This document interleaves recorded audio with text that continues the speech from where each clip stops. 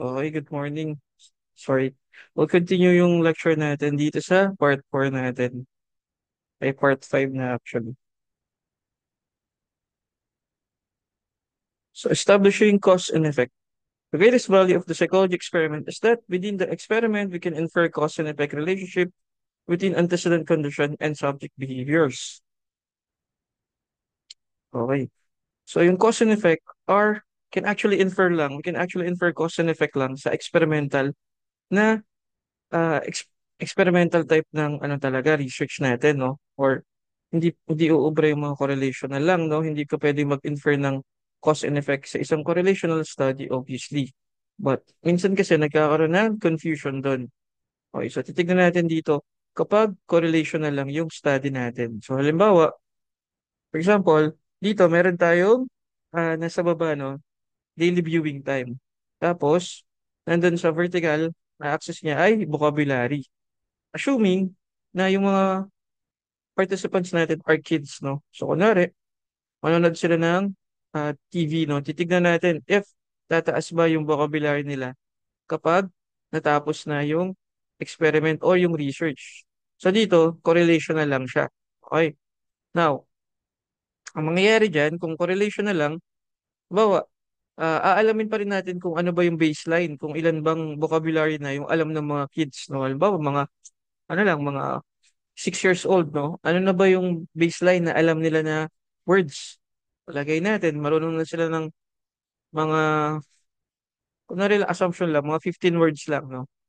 15 words. Now, papapanoorin daw natin sila ng TV. So, ang gagawin natin, halimbawa, meron siyang isang isang group, mga 5, yung grabe naman 5 hours. Mga 1 hour lang, no? 1 hour, yung isa ay 1 hour and a half. Tapos yung isang group ay 2 hours na nanonood ng TV, daily TV viewing time, no?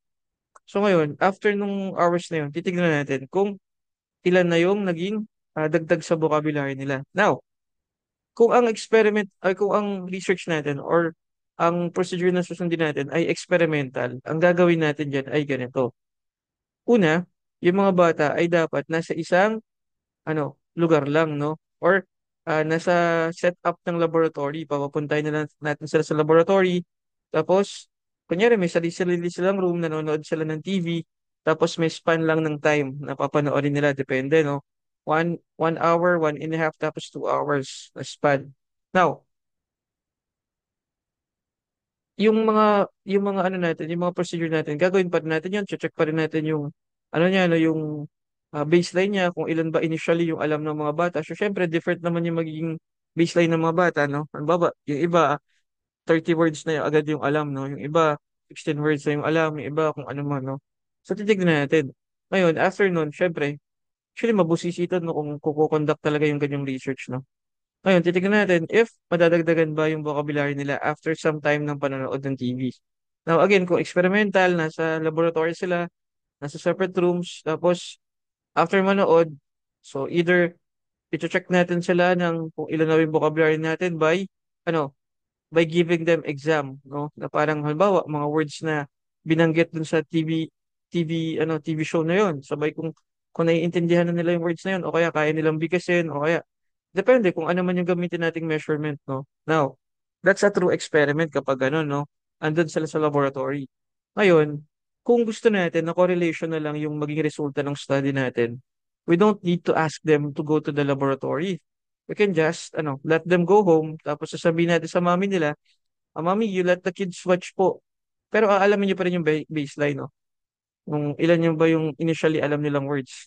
Pero you ask the mom na lang, the mothers or yung mga guardians nila to go home, let them watch TV, tapos i-report na lang sa'yo kung ano yung mga dumagdag. So sila na rin kunyari magpapa-exam, no? Or ikaw magpapa-exam, pupuntahan mo sila sa bahay, tapos titignan mo kung may resulta na, kung nagkaroon ba ng changes. Now, pag ganun, hindi na po yan true experiment. Bakit yan hindi na true experiment? Kasi hindi mo na yan na-monitor eh. Hindi mo nakita. Nagkaroon ba ng changes? Nagkaroon ba ng pagbabago habang nanonood ay pagkatapos na manood ng TV talaga, no? Hindi natin sigurado eh. Baka mamaya kasi ibang mga bata nanood ng mas lagpas-lagpas doon sa oras na dapat pinanood nila, no? Hindi natin masigurado. O kaya, malay ba natin kung kino-coach na lang sila ng mga words, no? Hindi rin natin malalaman yun. Kasi nga, nasa bahay naman sila, wala sila sa laboratory. Pag ganun, hindi tayo pwede mag-infer ng direktang cause and effect. What we can only infer is correlation. There could be a relationship between TV viewing and yung pagdagdag ng vocabulary, but we cannot be sure. Kasi nga, ano tayo, no? Kasi nga tayo ay hindi naman natin sila monitor. Sila ay nasa bahay lang. So, yun yung difference nun. Kaya nga pinupunto natin na nagkakaroon lang yun ng correlation. Yung relation lang yung deduction na pwede natin i-infer doon. Hindi tayo pwede mag-infer na, that could be a direct cause and effect. Hindi. Kasi sa katotohanan, hindi naman natin alam kung ano ba yung nangyari doon sa loob ng bahay. Unless na lang, nasa laboratory sila. Okay? Hopefully, you understand kung ano yung nangyari, no? So, ganun siya, no? Kaya pag nagko-correlation, sabihin lang natin, there's a relationship between daily TV viewing time and vocabulary. May relationship lang, pero hindi tayo direct nag-a-assume na cause and effect na yon na dahil nanood siya ng TV, ang cause nun ay dumami yung vocabulary, ang effect nun ay dumami yung vocabulary nila, tumaas yung vocabulary nila. We cannot infer that for sure if wala sila sa laboratory, umuwi lang sila kasi hindi natin alam kung ano ba yung nagiging coaching sa loob ng bahay, kung nanood ba sila dun sa time na sinabi lang natin. So, we don't know. Diba? Next, ayan. So, yung example natin dito, yun yun, yung cause and effect. Yung sa pag-infer natin dun sa, sa umiiyak na bata, no? Sabi, tama ba yung nakuha natin na effect, no? Ano ba yung nangyari? Nakita natin na kapag daw pinakitaan ng mukha ni Joshua Garcia, umiiyak daw yung baby. Pag daw, pag daw picture ko yung pinakita, hindi daw umiiyak. No? Tama kaya yung cause and effect na yan? Parang mali, no? Parang mali naman. Okay, so, ganun po yun, no? So, ayan. Yan yun, no? Tinitignan natin, ano ba yung cause para magkaroon ng ganung effect, no? Ano ba yung pinakita bago umiyak yung mga bata o bago tumawa yung mga bata? Okay? So, yun siya, no? Ayan. So, meron tayong, ayan, lunch is served. Thanks. What is the cause and what is the effect? Obviously, ano, ang cause ay, ano, yung mga dirty dishes, yung mga maduduming pinag-ugasan dyan, no? O yung, hindi pala inugasan. Hindi nga inugasan eh. Tapos, ang epekto nun ay dadagain na yung kitchen, no? May daga na dun sa kitchen eh, kasi di ka naglinis, hindi ka nagpugas ng pinggan. Okay? Yan. Yan. Temporal relationship. Yan. Yung treatment, tapos behavior. Okay? So, una muna, kung ano ba yung treatment, ano ba yung pangyayari, no? Tapos ano ba yung naging changes dun sa behavior kaya nangyari yon, no? So yan. Obviously, no, kung hindi ka nagugos ng pinggan, may darating na daga. So yun yung nangyayari. Okay, so titignan natin. Paano ba natin kinoconduct din yung mga experiment? Anong kailangan nating mga conditions? Ito ay example po nung, ito nga, taas natin yung mukha ko dyan. Okay. Ito, example po nung, ano, pagpili natin ng mga factor na gagamitin nating dependent or independent variables, no? So, sa independent variables, titignan tayo, ano ba yung kailangan nating variable? Necessary ba o sufficient ba yung pwede nating gamitin na independent variable para magkaroon ng epekto doon sa ating mga, ano, participants. So, titignan natin. Una, let's see kung may kakaroon ba ng epekto kapag sufficient or adequate yung ginamit or necessary yung ginamit natin. So, dalawa lang naman yan. So, the oversleeping beauty. Meron tayong the oversleeping beauty. So, wait lang. Nalagyan natin yung mukha ko dyan.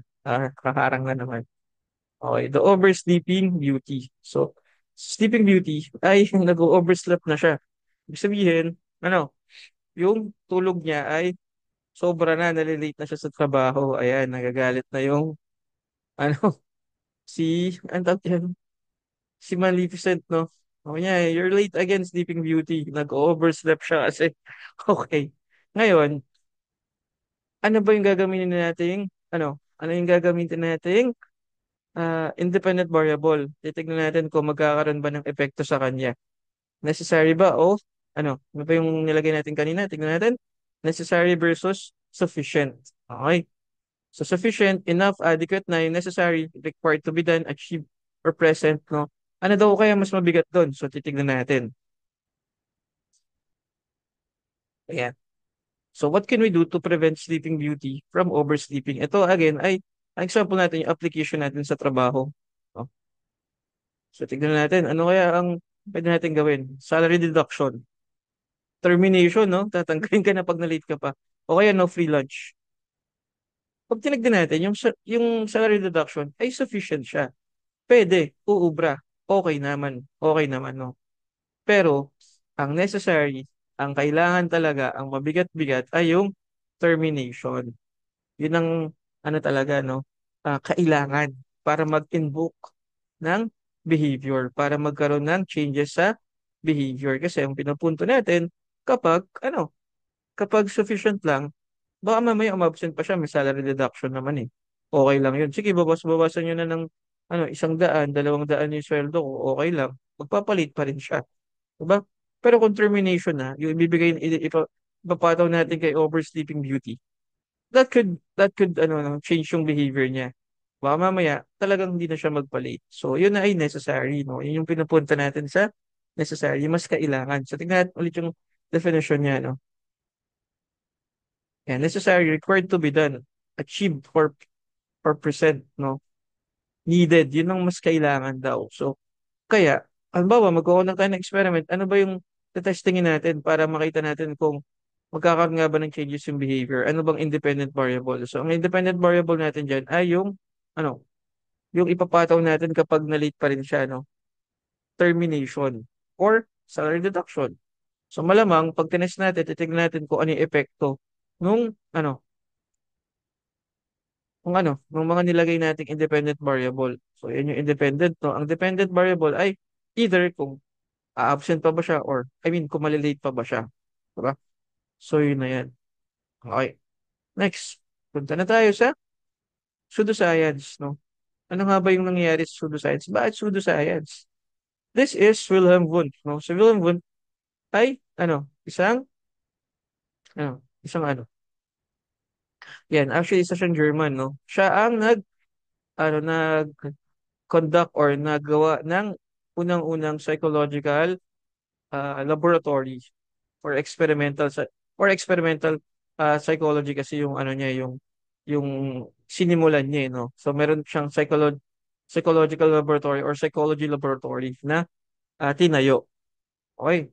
Sa Leipzig, Germany noong 1879. Ayan. So nandun located yung laboratory ni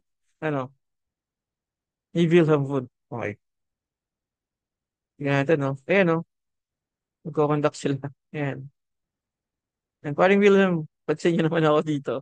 And usually, yung experiment nila sa, sa laboratory nila sa Germany, ay mga stimulus.